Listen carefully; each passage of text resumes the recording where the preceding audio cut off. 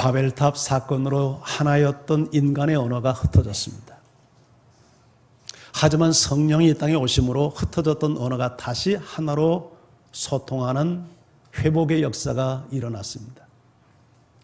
죄는 언제나 우리에게 분열을 가져다 주지만 성령은 분열된 세상을 하나로 묶어주며, 죄는 소통을 가로막지만 성령은 서로 다른 사람들이 소통하게 만듭니다. 이 놀라운 역사를 경험하면서 두 종류의 반응이 일어났습니다. 어찌된 일인고 놀라 반응하는 사람들이 있는가 하면, 이것은 저 사람들이 낮부터 이렇게 술이 취해서 지금 이렇게 횡설수설한다 비방하는 사람들이 나타났습니다. 성령이 충만해서 지금 이렇게 하나님의 나라의 큰 일을 말하는 것을 보면서 술 취했다고 비방하는 것을 보면 성령 충만과 술 취함 사이에는 상당한 유사성이 있는 것 같습니다. 그래서 에베소서에서도 너희가 술 취하지 말고 성령의 충만함을 받아라, 성령 충만과 술 취함을 대조하는 것을 보면 이 술 취한 사람과 성령 충만한 사람에게 상당한 공통점이 있음이 분명해요. 그 첫 번째 공통점 중에 하나가 입이 열린다는 것이에요. 술 취한 사람들 보면 말이 많아집니다. 성령 충만해도 입이 열립니다. 우리 큰형님이 참 술을 좋아했습니다. 아주 술 고래였습니다. 평상시는 술 안 마실 때 입에 곰팡이가 쓸도록 말이 없어요. 하루 종일 함께 있어도 말 한마디를 안 하는 분이 술만 들어가서 취기가 올라오면 밤을 새워서 이야기를 합니다. 식구들을 괴롭혀요. 보통 고문이 아니잖아요. 성령이 충만해도 그렇습니다.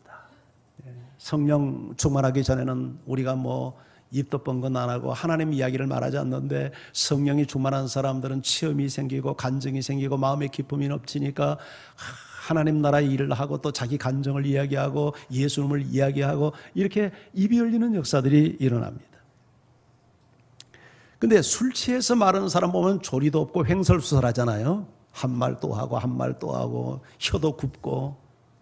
근데 성령이 충만해서 말하는 사람들을 보면 아주 조리가 있고 논리 정연하고 감동이 있고 은혜가 되고, 왜? 진리를 말하고 복음을 말하니까. 할렐루야. 술 취한 사람들은 말을 함부로 해가지고 사람들의 마음을 상하게 만들고 기분을 상하게 만들지만, 성령이 충만해서 말하는 사람들은 언제나 듣는 사람의 마음에 기쁨을 주고 위로를 주고 생명을 불러일으키고 사람을 살리고 치료하는 말을 해요. 복음을 전하고 진리를 말하니까, 은혜를 말하니까. 이런 변화의 언어 생활이 여러분에게 함께하기를 주의 이름으로 축원합니다. 사실 갈릴리 사람들은요, 이 예루살렘에 오면 늘 주눅이 들었어요. 옛날 저 시골 사람들이 서울 오면 주눅 드는 것처럼. 왜냐하면 갈릴리 사람들은 예루살렘에 비하면 저 북쪽 변방 사람들이고 촌 사람들이고 배우지 못한 사람들이고 자기 자신도 모르게 위축을 당해서 예루살렘에 와서 감히 입을 열 수 없는 사람들이었지만, 성령이 오니까 그들은 입을 열어서 하나님의 큰 일을 말하기 시작을 합니다. 그걸 보고 술이 취했다고 비방하는 사람들에게 오늘 베드로가 나서서 설명을 하는 내용이에요. 자, 14절을 우리 한 목소리로 한번 읽어볼까요? 시작. 베드로가 11 사도와 함께 서서 소리를 높여 이르되, 유대인들과 예루살렘에 사는 모든 사람들아, 이 일을 너희로 알게 할 것이니 내 말에 귀를 기울이라. 우리는 이 베드로의 모습 속에서 성령 충만한 성도의 모습이 어떠한가를 볼 수 있습니다. 자, 베드로가 11 사도와 함께 서서, 무리 앞에 서서, 군중 앞에 서서 소리를 높여 큰 소리로 말합니다. 유대인들과 예루살렘에 사는 모든 사람들아, 이 일을, 성령이 오셔서 나타난 현상을 너희로 알게 할 것이니 내 말에 귀를 기울이라. 자, 이런 당당한 베드로의 모습은 성령이 오기 전의 모습과는 확연히 다른 모습이죠. 성령 받기 전 베드로는 두려움에 떨었고 예수님을 부인했던 사람이지만, 성령이 오니까 두려움이 사라지고 많은 무리 앞에 당당하게 서서 큰 목소리로 외치기 시작을 합니다. 하나님이 하신 일을. 여러분, 성령의 사람은 늘 진리를 말하고 복음을 말하니까 당당할 수밖에 없죠. 거짓을 말하는 사람들은요, 눈빛, 표정, 태도에서 당당함을 볼 수 없어요. 벌써 본인이 알잖아요. 내가 거짓을 말하고 있어요. 확신도 없고 양심의 가책도 있고. 그러니까 눈을 맞추면서 말을 못하잖아요. 거짓말하는 사람들 보면 표정도 왠지 빛깔을 잃잖아요. 태도도 위축되어 있잖아요. 그런데 진리를 말하는 사람은, 복음을 말하는 사람은, 생명을 말하는 사람은 당당할 수밖에 없어요. 이게 진리인데, 이게 생명 살리는 말인데, 그러니까 성령의 사람은 말 한마디를 해도 능력 있게 말을 할 수밖에 없단 말이죠. 자, 베드로는 이 일, 성령이 오심으로 나타난 현상에 대해서 내가 너희에게 알게 하리니 내 말에 귀를 기울여라. 잘 들어라. 여러분, 성령이 오면 깨달음이 옵니다. 하늘의 지혜가 주어져요. 그래서 말씀을 깨닫게 되고 상황을 분별할 수 있는 해석의 능력이 주어집니다. 여러분, 애굽의 왕 바로가 꿈을 꿨는데 자기가 꿔놓고 자기가 그게 무슨 뜻인지를 몰라. 근데 그 꿈을 누가 해석합니까? 요셉이 해석하잖아요. 근데 요셉이 어떤 사람입니까? 성령이 이렇게 말합니다. 하나님의 신에 감동된 사람, 성령이 충만한 사람이었어요. 성령이 충만하니까 남의 꿈마저 해석할 수 있는 능력이 주어져요. 성령은 하나님의 사람들에게 하늘의 지혜와 능력과 깨달음과 이런 능력을 주기 때문에 분별할 수 있어요. 옳고 그름을 분별할 수 있어요. 해석의 능력이 주어져요. 말씀을 깨달아요. 적용할 수 있어요. 바벨론 왕 느부갓네살이 꿈을 꾸었는데 자기가 꿔놓고 자기가 그게 무슨 뜻인지를 몰라. 그 꿈이 너무 답답해서 박사들을 다 불러서 꿈을 해석하라. 해석하지 않으면 다 죽이겠다. 협박을 해도 몰라. 어떻게 남의 꿈을 어떻게 알겠어요? 그런데 그 꿈을 누가 해석합니까? 하나님의 사람 다니엘이 해석해냅니다. 성령의 사람은 하나님이 주신 지혜가 있어요. 깨달음 능력을 줘요. 그래서 왕이 꾼 꿈을 내용까지 이야기를 합니다. 하나님께서 일러주었기 때문이죠. 성령께서 일러주었기 때문이죠. 성령의 사람은 하늘의 지혜를 소유한 사람이에요. 하늘의 지식을 소유한 사람이에요. 그래서 깨달을 수 있어요. 해석할 수 있어요. 분별할 수 있어요. 이런 능력을 여러분이 소유하기를 주의 이름으로 축원합니다. 자, 15절 성경을 읽습니다. 시작. 내가 제 삼신이 너희 생각같이 이 사람들이 취한 것이 아니라. 이스라엘과 우리는 시차가 6시간 차이 납니다. 자, 그러면 제 삼신은 우리 시간으로 계산하면 몇 시쯤 될까요? 아침 9시입니다. 자, 아침 9시에 누가 술을 마시겠느냐? 술은 보통 언제 마십니까? 다 경험이 있군요. 밤에 마십니다. 저녁에 마십니다. 예, 아침부터 뭐 술 고래가 아닌 이상, 알코올 중독자가 아닌 이상 술 마시는 사람이 아침부터 뭐 이렇게 술 마실 사람은 없어요. 보통 저녁에 마시거나 밤에 마십니다. 상식적으로 생각을 해봐라. 지금 시간이 몇 시인데 우리가 아침부터 이 집단이 120명이나 되는 사람이 술이 취해서 이렇게 하겠느냐. 더군다나 유대인들은 안식일이랄지 오순절과 같이 중요한 절기가 돌아오면 아침은 대부분 금식을 합니다. 그런데 지금 이런 상황에서 우리가 술이 취해서 이렇게 말하겠느냐. 이건 술 취함의 현상이 아니라 이것은 요엘 선지자가 예언한 대로 성령이 오셨기 때문에 일어나는 현상이다. 그러면서 요엘이 예언했던 예언을 소개합니다. 자, 우리 17절, 18절 말씀을 같이 읽습니다. 시작. 하나님의 말씀하시기를 말세에 너희 자녀들은 예언할 것이요 너희의 젊은이들은 환상을 보고 너희의 늙은이들은 꿈을 꾸리라. 그때에 내가 내 영을 내 남종과 여종들에게 부어주리니 그들이 예언할 것이요. 자, 이 말씀은 요엘서 제2장 28절, 29절에 기록된 말씀을 베드로가 지금 인용하고 있어요. 요엘 선지자는 기원전 830년경에 남쪽 유다에서 활동했던 선지자입니다. 자, 그러니까 무려 한 900년 전에 요엘이 성령의 강림에 대해서 예언을 했단 말이죠. 근데 베드로가 놀랍게도 베드로 이 요엘서의 성경을 인용하면서 지금 이 현상은 요엘이 예언한 성령이 임하여서 일한 일이다, 그렇게 해석을 해냅니다. 구약의 많은 말씀 가운데 그 말씀이, 오늘 이 사건이 그 말씀의 예언 성취라고 설명할 수 있는 것도 성령의 역사죠. 성령께서 베드로에게 그런 이해하는 마음과 깨닫는 마음을 주셨기 때문에 그렇게 설명할 수 있었던 것입니다. 자, 내 영을, 말세가 되면 내가 내 영을 모든 육체에 부어주리니, 이 말세가 그러면 언젠가? 구약 개념에서, 구약 시대에서 말세는 예수님의 초림부터 예수님의 재림까지를 말세라고 이야기를 합니다. 자, 그러니까 우리가 지금 말세에 살아가는 거죠. 예수님은 오셨고 아직 예수님이 오시지 않았으니까 지금 우리가 말세를 살아가는데, 최근에는 말세의 지말이다 해서 말세 중에서도 저 끝자락에 와 있다, 예수님 오실 날이 얼마 남지 않았다, 왜 이렇게 말하는가, 여러 가지 말세에 주님이 재림할 때 나타나는 현상을 보니까 지금 말세 지말이다, 그래서 우리가 깨어서 신앙생활을 해야 된다, 이렇게 많은 하나님의 종들이 경고의 메시지를 날리잖아요. 자, 이 말세가 되면 내 영, 성령을 모든 육체에 부어주리니, 여기 부어준다는 말이 원문의 정확한 의미를 보면 쏟아붓는다는 느낌이에요. 뭐 찔끔찔끔이 아니라 활활 쏟아붓는 느낌. 그러니까 확실히 말씀이 맞아요. 구약 시대에는 성령을 부어줘도 소수의 사람들에게 제한적으로 부어줬어요. 그런데 이렇게 말세가 되면 성령을 활활 쏟아붓듯이 모든 육체에게, 모든 사람에게, 예수를 이름을 부르는 모든 사람에게 성령을 부어줄 것을 말씀하고 있단 말이죠. 그러니까 참 우리가 얼마나 복된 지금 시대를 살아갑니까? 성령께서 우리 안에 오셔서 역사해 주시는 시대를 우리가 지금 살아가고 있단 말이죠.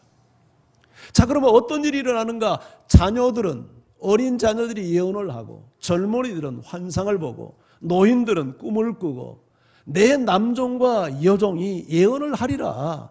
성령을 부어주셔서, 왜 성령을 모든 육체에 부어주냐면 자녀들로 하여금 예언을 하게 하고, 젊은이로 비전을 보게 하고, 노인들로 꿈을 꿀 수 있도록 이렇게 하기 위해서 성령을 부어주신대요. 자, 그러면 예언한다는 말이 무슨 말인가? 점쟁이처럼 미래를 예측하고 여러분 그렇게 점을 친다는 말인가? 여기서 말하는 예언이라는 용어는 그런 의미가 아니에요. 사실 여기서 말하는 예언은 복음을 전한다는 메시지예요. 왜 이렇게 해석할 수 있는가? 구약의 모든 예언의 초점은 예수 그리스도예요. 아멘. 구약 성경이 예언하는 모든 예언들의 초점을 보면 결국 그 핵심, 그 DNA는 전부 다 예수 그리스도입니다. 구약 성경이 예수님에 대해서 말하듯이 구약의 모든 예언도 예수님을 말하고 있어요. 그러니까 여기서 예언한다 하는 말은 궁극적으로 예수님을 말하고 복음을 말한다는 메시지예요. 자, 젊은이는 환상을 보고, 환상을 본다는 게 무슨 늘 이렇게 눈에 뭐 이상한 무슨 뭐 물질이 보인다는 그런 말이 아닙니다. 만약 그런 분이 있으면 병원 가야 돼요. 그건 그런 의미가 아니에요. 여기서 말하는 환상은 비전인데 마음속에 하나님 나라에 대한 꿈을 꾸는 거예요. 노인들이 꿈꾼다는 말은 잠잘 때 꿈꾼다는 말이 아니에요. 노인들이 꿈을 꾸는 것도 동일한 거예요. 항저나 성경이 말하는 환상 비전은 하나님의 나라에 초점이 맞춰져 있어요. 여러분, 하나님의 모든 관심은 이 세상이 하나님의 나라로 회복되어지고 하나님의 나라가 이루어진 그 세계가 하나님이 꿈꾸는 나라 아닙니까? 근데 그 나라를, 성령을 받은 사람은 동일하게 하나님의 꿈을 꾸는 거예요. 젊은이도 성령을 받으면 하나님 나라에 대한 꿈을 꾸고, 노인들도 성령을 받으면 하나님의 나라에 대한 꿈을 꾸는 거예요. 이런 꿈꾸는 역사가 여러분에게 일어나기를 주의 이름으로 축원합니다. 성령이 없고 예수 믿지 않는 젊은이들의 꿈이 뭡니까? 좋은 직장, 연봉 잘 주는 삼성이나 뭐 이런데, 또 외국 기업에 취업하고, 이쁘고 잘생긴 백마탄 왕자, 백마탄 공주 만나가지고 결혼해서 행복하게 애 낳고 사는 것이 세상 모든 젊은이들이 꾸는 꿈이에요. 근데 이건 우리에게 있어서는 꿈이 될 수 없어요. 이것은 꿈을 이루는 하나의 과정에 불과하고 수단에 불과하지 그것 자체를 꿈이라고 말하잖아요. 우리의 꿈은 뭐예요? 하나님의 나라예요.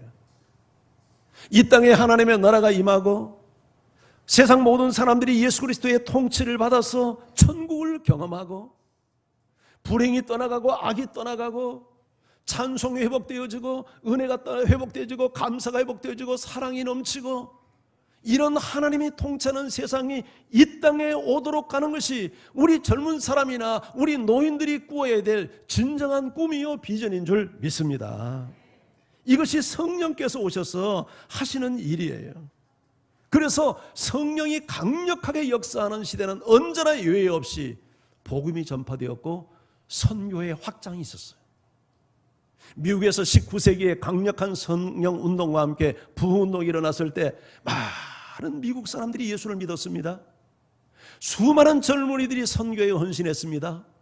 그때 은혜받은 사람들이 조선 땅을 찾아와서 우리에게 복음을 전해줬습니다. 그때 찾아온 사람들이 언더우드, 알렌, 아펜셀러 등등. 여러분, 그들이 조선 땅만은 물러온 게 아니죠. 일본, 중국, 필리핀, 동남아시아, 많은 나라들의 선교를 떠났어요. 이게 성령의 역사예요. 성령이 오면 우리 마음속에 하나님의 나라에 대한 꿈을 꾸게 만들고 여기에 대한 환상을 보게 만들고 성령에 이끌리도록 이런 꿈을 주니까 성령에 사로잡힌 사람들이 여러분 그렇게 떠난 거예요. 생각을 보세요. 그 당시 140년 전에 미국은 정말 수준 높았어요. 제가 미국 맨하탄에 가서 깜짝 놀란 게 지하철이 있는데 지하철이 얼마나 후지고 낡았는가 하니 정말 우리나라 같은 그런 지하철이 없어요. 그렇게 옛것이에요. 그게 무슨 말이냐면 오래됐다는 얘기예요. 그 당시 벌써 선교사들이 이 땅에 올 때 맨하탄에는 지하철이 다니고 있었어요. 문명의 나라였다는 얘기 아니에요.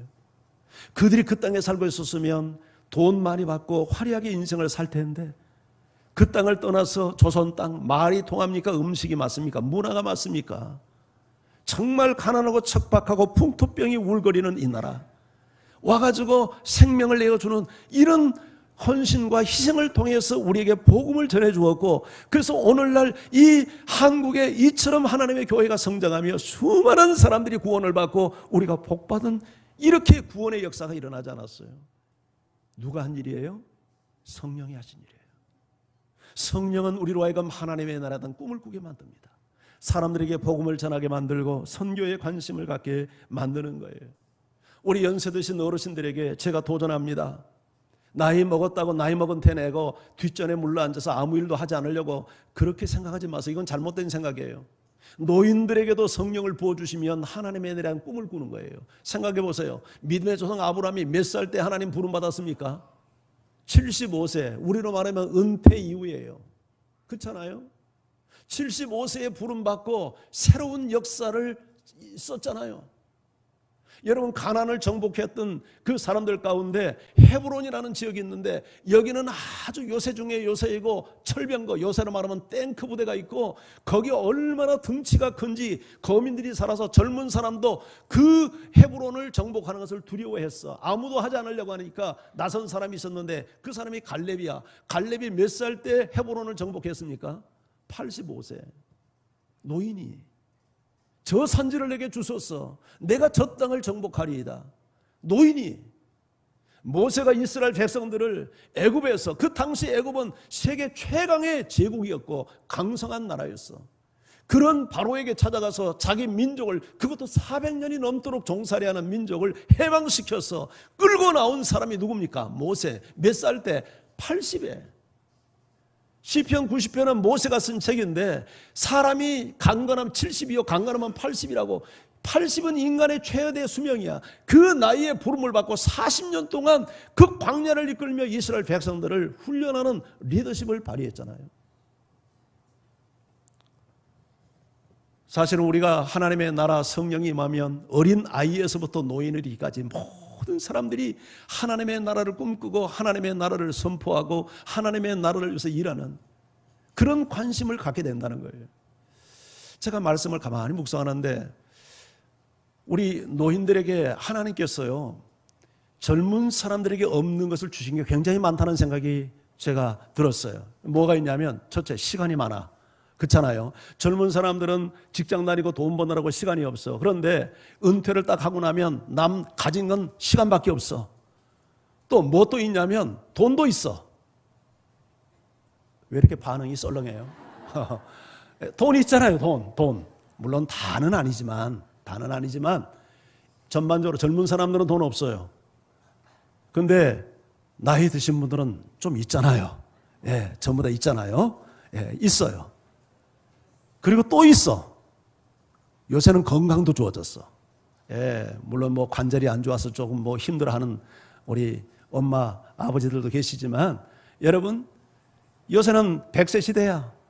예, 한갑잔치 한 사람 요새 욕먹어. 요새 한갑잔치 한 사람 없잖아요. 예, 젊은 것이 무슨 이렇게 한갑잔치 하냐고. 예, 요새 욕먹어요. 예, 사람이 장수시대가 됐어. 건강이 있어.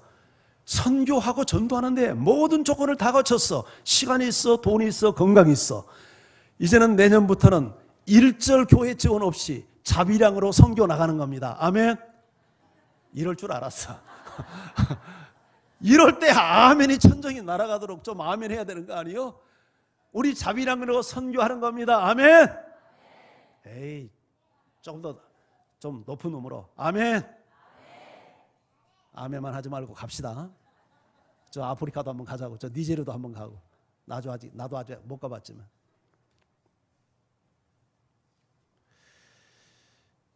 자, 근데 여러분, 그 에스겔이 이런 예언을 한 적이 있습니다. 에스겔이 성령에 관련된 예언을 했는데 우리 한번 그 예언도 한번 들어볼까요? 자, 에스겔서 36장 26, 27절 같이 한번 읽어봐요. 시작. 너에게 주되 너희 육신에서 굳은 마음을 제거하고 부드러운 마음을 줄 것이며 또 내 영을 너희 속에 두어 너희로 내 율례를 행하게 하리니 너희가 내 규례를 지켜 행할지라. 자, 새 영을 너희 속에 두고 새 마음을 둔다. 그러니까 새 영, 성령이에요. 성령이 내 안에 오시면 내 마음에 새 마음이 일어나.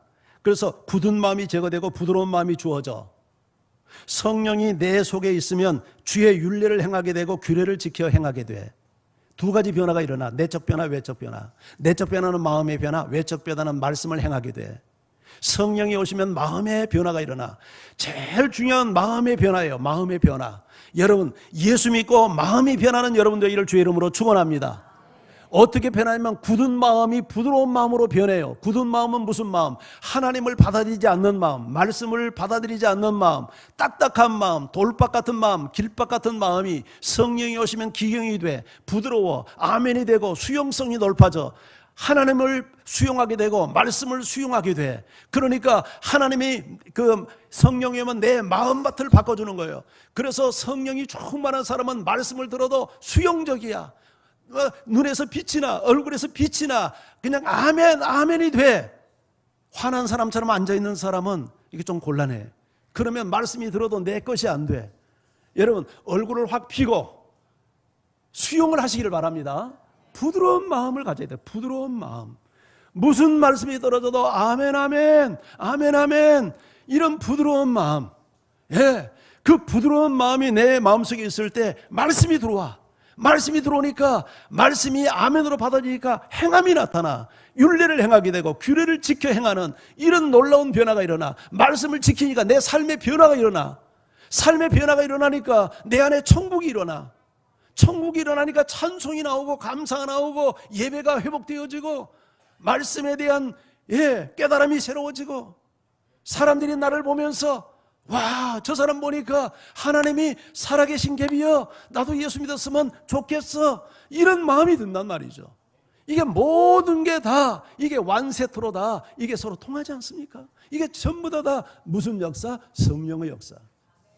성령이 오면 내 마음이 변하고 굳은 마음이 제거되고. 혹시 여러분 굳은 마음이 있습니까? 누군가를 미워하는 마음이 있습니까? 누군가를 여러분 배제하는 마음이 있습니까? 그건 굳은 마음입니다. 하나님을 거부하고 말씀이 이래도 하고 이렇게 노면을 하는 분이 있습니까? 그 굳은 마음입니다. 성령이 오시면 아멘, 아멘, 아멘, 아멘이 되어지고 말씀이 내 것이 되어지고 말씀이 내 속에 들어와서 불이 되고 칼이 되고 양식이 되고 내 인생을 변화시키고 하나님의 사람으로 나를 변화시키는 이런 놀라운 역사가 일어나는 법입니다. 할렐루야.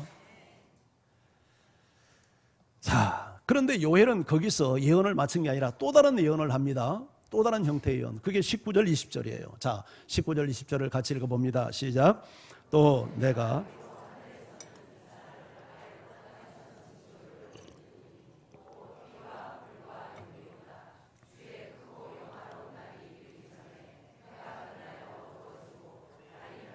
피가 되리라. 자, 17절 18절은 성령이 강림했을 때 어떤 일이 일어나는가, 어린 자녀들, 젊은이들, 노인들, 남녀 종들이 무슨 일을 하는가를 설명을 했는데, 여기 19절 20절은 보니까 분위기가 그냥 갑자기 싸늘해져 버리죠. 그렇잖아요? 위로 하늘에서는 기사를, 아래로 땅에서는 징조를 베풀겠대. 그 징조가 뭐냐면 피와 불과 연기래. 피와 불과 연기는 환난과 재앙이에요. 이건 좋은 징조가 아니죠. 두렵게 하는 징조죠. 하늘에서 불이 떨어지고 피가 떨어지고 연기가 밤은 솟아올라 보세요. 그런 광경을 보면서 누가 평화를 느끼겠어요? 마음의 두려움과 공포를 느낄 거예요. 자, 그뿐 아니죠. 주의 크고 두려운 영화로운 날이 이르기 전에, 여기 주의 크고 영화로운 날, 무슨 날일 것 같아요? 이것은 예수님의 재림날이에요. 그런데 예수님의 재림날을 크고 영화로운 날, 그날은 예수님이 영광을, 아버지가 영광을 받는 날이지만 세상 사람들에게는 공포의 날이 될 거예요. 그 날이 이르기 전에 해가 변하여 어두워지고 달이 변하여 피가 된대. 여러분, 해가 변하여 어두워지고 달이 변하여 피처럼 된다고 하면 이게 정상적인 현상입니까? 이게 하늘의 이변이 생기는 거죠. 이게 천재지변의 역사가 일어나는 거죠. 그런데 이것이 요엘만 그렇게 예언을 한 게 아니라 예수님 자신이 친히 이렇게 예언을 하셨어요. 자, 누가복음 21장 10절 11절을 제가 읽어볼게요. 또 이르시되 민족이 민족을, 나라가 나라를 대적하여 일어나겠고, 곳곳에 큰 지진과 기근과 전염병이 있겠고, 또 무서운 일과 하늘로부터 큰 징조들이 있으리라. 이것은 예수님의 재림과 함께 시작되는 종말의 징조들이에요.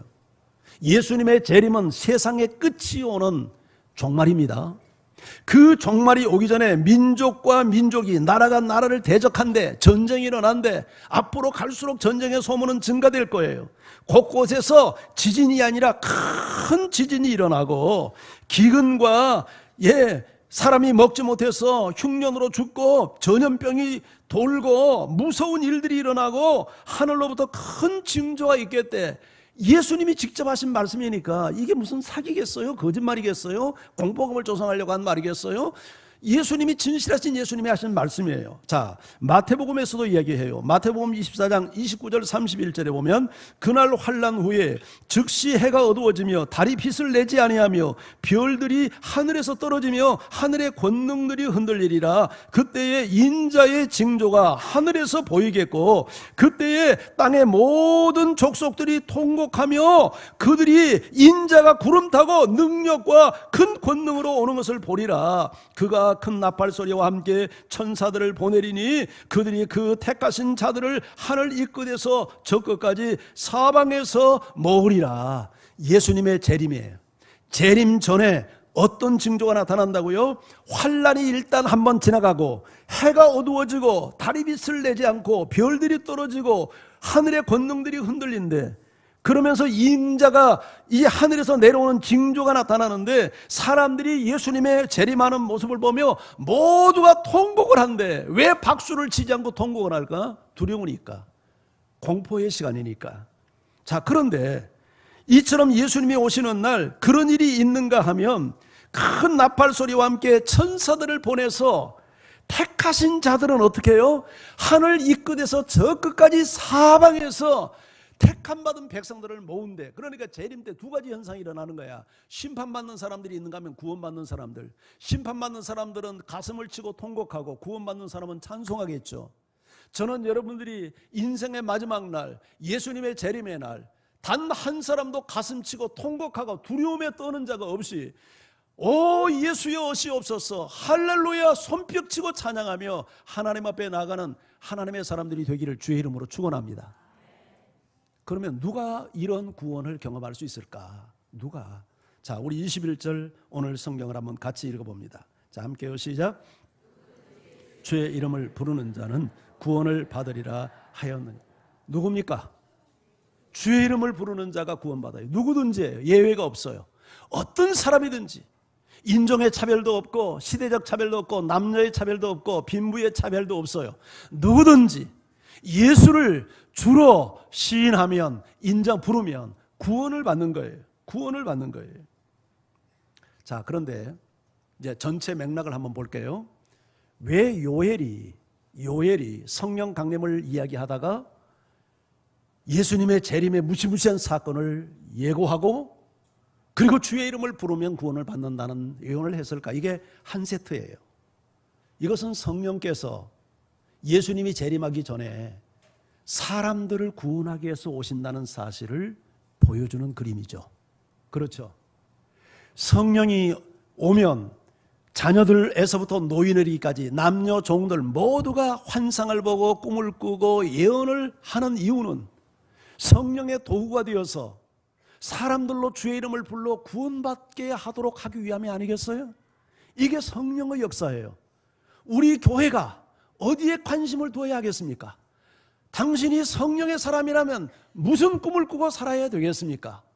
우리가 어떻게 하면 한 사람이라도 더 복음을 듣고 구원받는 이런 역사가 일어나도록 내가 성령의 도구가 될까?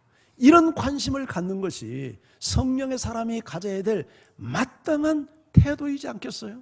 이런 은혜가 여러분과 함께하기를 주의 이름으로 축원합니다.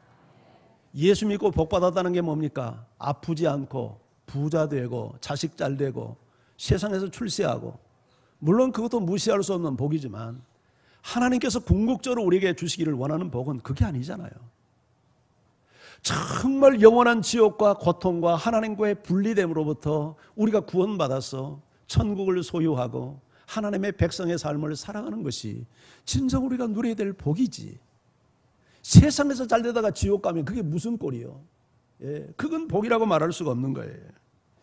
근데 이 주의 이름을 부르는 것이 아무나 부를 수 있는 게 아니라 성령이 역사를 해야만 부를 수 있어요. 아멘. 자, 예수님이 제자들을 이끌고 이제 사역의 말미에 저 북쪽 빌립보 가이사라라는 지역을 갑니다.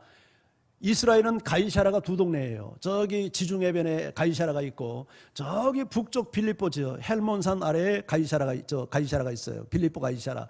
예수님은 3년 공생의 기간 한 번도 가보지 않은 지역이에요. 근데 그곳에 예수님이 제자들을 데리고 가는데 거기에 뭐가 있냐면 로마 황제의 신상이 있어요.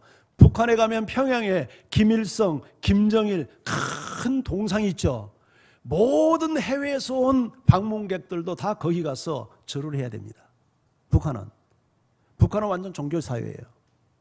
근데 모든 사람들이 그 빌립보 가이사라 로마 황제를 신으로 인정하며 당신은 나의 주이십니다 하고 가서 절을 하는 곳이에요. 예수님이 제자들을 이끌고 그곳에 가신 거예요. 뒤편에 황제의 신상이 보여요. 근데 그 앞에서 묻습니다. 얘들아, 세상 사람들이 나를 누구라 하디? 다 선지라고 하던데요. 너희는 나를 누구라 하느냐? 베드로가 답변합니다. 당신은 살아계신 하나님의 아들이시요 그리고 메시아이십니다. 그리스도이십니다. 우리의 하나님이 보낸 구원자이십니다. 기가 막힌 답변 아닙니까? 로마 황제의 신상 앞에서 모든 사람이 황제를 신으로 섬기는 그 자리 앞에서 어쩌면 신상과 예수님을 비교할 때 너무 초라한 모습으로 보였을지도 몰라요. 그런데 그런 예수를 향하여 하나님의 아들이요 그리스도라고 고백을 한 베드로를 향하여 예수님이 말씀합니다. 바요나 시몬아, 너 정말 복받은 사람이다. 그런데 이것을 내게 알게 한 이는 혈육이 아니라 하늘에 계신 내 아버지 곧 성령께서 알게 한 일이다. 누구든지 성령으로 말미암지 않고는 예수를 주라 시인할 자가 없는 거예요. 성령은 이 세상의 구원을 위해서 오셨어요. 내가 예수를 믿게 된 것도 성령 때문이요, 내가 복음을 전할 수 있는 것도 성령 때문이요, 내가 전하는 복음을 듣고 사람들이 예수를 믿는 것도 성령의 역사입니다. 할렐루야. 자, 그러면 주의 이름을 부르는 자라는 말은 무슨 의미일까? 주의 이름을 부른다는 말은 주여 주여 한다는 말인가? 바울이 이 부분을 설명을 해놨습니다. 로마서 10장 13절 우리 14절을 같이 한번 읽습니다. 시작. 누구든지 주의 이름을 부르는 자는 구원을 받으리라. 그런즉 믿지 아니하는 자를 어찌 부르리요? 이것은 단순한 입술의 고백을 말하는 게 아니라는 얘기죠. 마음으로 믿지 않는 이를 어찌 예수를 주라 부를 수 있겠느냐? 그러니까 주를 부른다는 말은 믿음의 고백을 한다는 얘기예요. 당신은 정말 내 인생의 구원자이시고 내 인생의 주인이십니다. 이 고백을 하는 거란 말이죠. 단순히 의미도 없이 주여 주여, 의미도 없이 신앙 고백하고 의미도 없이 기도하고 의미도 없이 찬송 부르고 이게 아니라 마음의 믿음을 하나님 앞에 정말 입술로 고백하는 이 주의 주여 주예요. 이렇게 주의 이름을 부르는 여러분도 이를 주의 이름으로 축원합니다. 그러면 구원을 받는데요. 그럼 구원받는다는 말이 무슨 말인가? 구원은 두 가지 의미로 이해할 수 있는데, 구원을 받는다는 말은 천국 간다는 의미예요. 근데 성경이 말하는 정말 구원의 본질적 의미는 천국을 말하는 것보다도, 여기서 말하는 천국은 우리가 꿈꾸는 천국의 개념이 뭡니까? 보통 우리는 천국 가면 말이죠, 막 황금 보석길로 그냥 놓여 있고 막 대문도 뭐 12개나 된다더라 막 하면서 환경적인 천국을 많이 연상을 해요. 물론 우리가 천국 가면 놀랄 거예요. 아, 이런 게 천국이었구나. 여러분, 천국은 그런 세상이 아닙니다. 천국은 환경이 좋아서 천국이 아니에요. 천국은 하나님과의 관계예요. 아멘. 여러분, 강남 100평 아파트에서 사랑을 할 수 없는 원수하고 한번 한 달만 살아보세요. 그게 천국이 되는지. 100평 아니라 1000평짜리 아파트에 살아도 서로 마음이 안 맞고 서로 등 돌리는 사람하고 산다면 그건 지옥이겠죠. 하지만 초가 삼간에 살아도 정말 사랑하는 사람하고 함께 살면 그것이 천국 아니겠어요? 우리가 구원을 받는다는 개념도 마찬가지예요. 환경이 좋아서 구원이 아니에요. 정말 구원을 받는다는 것은 내가 정말 하나님의 형상을 죄로 말미암아 상실하고 잃어버렸던 하나님의 완전한 형상을 온전하게 회복되어져서 하나님과 깊은 사랑의 교제에 참여하는 거예요. 이게 진정한 구원의 의미예요. 그러니까 구원은 천국 가서 완성되겠지만 여기서부터 누리고 살아야 돼요. 천국을. 정말 예수님 때문에 행복하고 예수님 때문에 자유하고 예수님 때문에 세상의 근심 걱정을 이기고 예수님 때문에 승리하고 이런 삶을 우리가 살아가야 된다고요. 할렐루야. 성령이 오면 새 마음, 부드러운 마음을 주시고 주의 율례와 규례를 행하게 한다고 그랬잖아요. 반드시 예수 믿고 변화가 일어나야 되는 게 정상 아니에요? 근데 예수를 오랫동안 믿어도 변화가 없어. 주일날 교회에 오는 것 이외에는 마음도 안 변해, 행실도 안 변해, 성품도 안 변해, 사람 대하는 태도도 안 변해. 그게 무슨 구원이요? 이런 의미에서 우리의 믿음을 다시 한번 점검할 필요가 있다 저는 생각을 해요. 이 가까운 일본 사람들 우리 별로 감정적으로 안 좋아하죠. 왜냐하면 우리에게 많은 피해를 입힌 나라니까. 그러지만 참 일본 사람들에게 배울 점이 많아요. 우리가 일본에게 또 저런 수모를 당하지 않으려면 배워야 돼요. 일본의 그 좋은 국민성을 배워야 돼요. 세계에서 가장 장인정신이 뛰어난 나라가 일본이라는 거 다 알고 있죠. 물건 하나를 만들어도 확실하게 만들어내요. 일본 목수가 마루를 깔면 틈새가 벌어지지 않고 뒤틀림이 없대. 제가 어렸을 때 자라났던 그 시골 마을에 섬진강이라는 강이 있습니다. 이 섬진강에 바로 그 경계를 잇는 그 경계선인데요. 여기 큰 콘크리트 다리가 놓여 있는데 이 다리를 누가 만들었냐면 일본 사람들이 만들었어요. 일제시대에. 지금 벌써 100년의 역사가 됐어요. 근데 지금도 차량이 다려요. 2차선 콘크리트 겉모습은 다 보수를 안 해가지고 곧 그냥 허물어질 것 같은데 지금도 차량이 달려. 그만큼 튼튼하게 만들었어. 근데 한강에 있는 성수대교 얼마나 큰 다리입니까? 그거 건설된 지 15년 만에 마치 칼로 자르듯 툭 떨어졌잖아요. 이게 한국 사회였어요. 일본 사람들은 다리 하나를 만들어도 자기 나라에서 만든 것도 아니고 지배국에서 만들었는데 100년이 지나도 지금도 차량이 다니도록 튼튼하게 만들었는데 우리는 내 나라에 내 사람들이 지나가는 다리를 만들면서 15년 쓰고 두 동강이 나는 다리를 만들었어요. 한국 사회가 얼마나 엉터리 사회이고 정말 부정이 많고 부실공사가 판치는 사회였는가를 나타내는 모델 케이스 아닙니까? 그 다리 공사하는 데서 예수 믿는 사람이 한 사람도 안 깨있을지 모르겠어요. 양심을 속인 거죠. 우리는 예수 믿는 인구 1000만 명이니 뭐 20%니 자랑하는데 일본은 1%밖에 안 돼요. 근데 우리가 20%나 되는 사람이 세상에 끼치는 영향력은 아무것도 없어요. 예수 믿는 대통령, 예수 믿는 국회의원 때문에 정말 기독교 인구가 늘어났나요? 우리가 예수 믿는 사람들이 이렇게 많은 것 때문에 정말 없는 서민들이 우리가 성실하게 살고 전도해서 이렇게 교회가 성장했지, 지도자들이, 예수 믿는 지도자들이 잘했어? 부응한 거 없어요.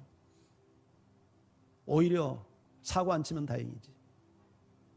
근데 일본에는요, 1%밖에 안 될 때, 1%밖에 안 될 때 세계에서 세 번째로 선교사를 많이 파송한 적이 있었어요. 지금은 우리가 앞섰지만 미국, 영국 다음에 일본이 1% 교인을 가지고 세계에서 세 번째로 선교사를 많이 파송한 나라가 됐다니까요. 1% 교인을 가지고 세계적인 신학자 우찌무라 간조를 배출했고, 세계적인 사회사학가 가가요 도요이코를 만들어냈고, 세계적인 기독교 작가 미우라 아야코를 배출하는 나라예요. 어떤 분이 그럽디다. 일본 사람들의 신앙생활 하는 걸 보면 그들의 장인정신, 국민성과 연결이 되어 있다고. 예수를 믿기가 힘들어서 그렇지, 예수를 믿으면 거의 확실하게 믿어요. 목숨 걸고 믿어요. 숭배적인 자세로 믿어요. 일본 사람들이. 그러니까 그런 일을 해내는 거예요. 교회 생활 하는 것도요, 무질서하지 않아요. 얼마나 예수 믿는 교회 생활하는 게 철저한지 몰라요. 제가 일본을 몇 번 가서 집회도 해봐서 알잖아요. 일본 사람들이 어떻게 하는지 봤잖아요. 목사님에게 순종하는 권위가 하나님에게 순종하는 권위예요. 목사님이 한 말씀하면 아니오가 없어요. 다 순종해요. 일본 사람들이.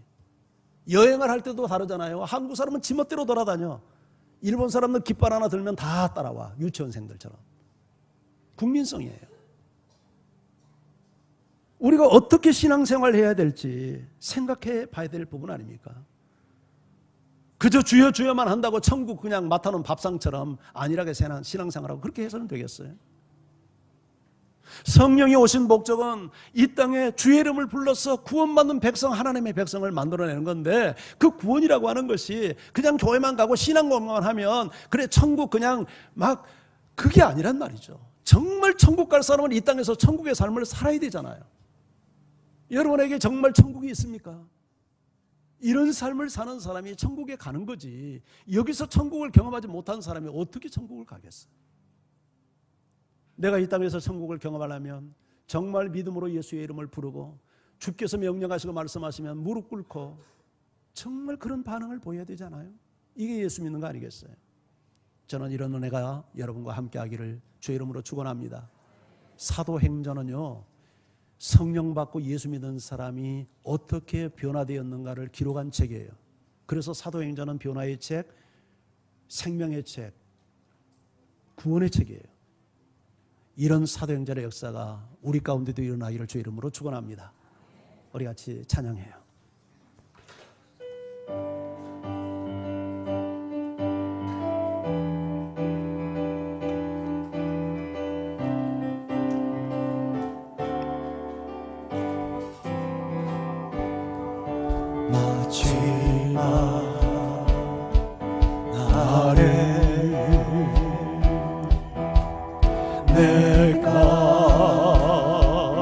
나의 영으로 모든 백성에게 구원 주리라.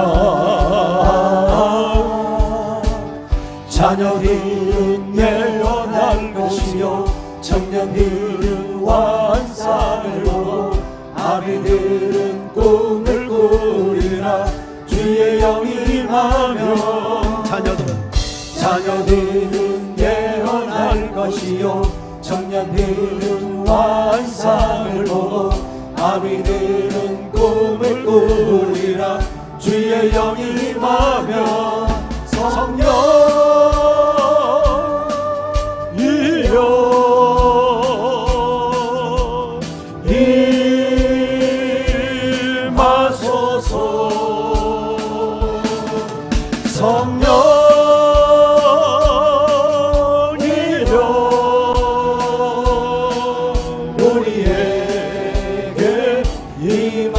박수하면서 자녀들은 예언할 것이요 청년들은 환상을 보고 아비들은 꿈을 꾸리라. 주의 영이 임하며 자녀들은 내어날 것이요 청년들은 환상을 보고 아비들은 꿈을 꾸리라. 주의 영이 임하며 성령이여